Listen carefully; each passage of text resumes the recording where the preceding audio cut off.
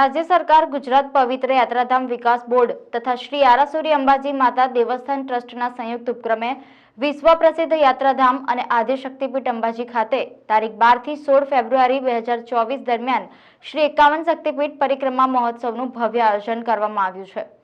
જે અંતર્ગત આજે મહોત્સવના ત્રીજા દિવસે બ્રહ્માકુમારી દ્વારા વિશેષ ધ્વજા યાત્રાનું આયોજન કરવામાં આવ્યું હતું, જે અંતર્ગત બ્રહ્માકુમારી સંસ્થાના મનોજભાઈ દ્વારા આશીર્વચન પાઠવી પરિક્રમા યાત્રાનો શુભારંભ કરાવવામાં આવ્યો હતો, જેમાં મોટી સંખ્યામાં માઈ ભક્તો જોડાયા હતા।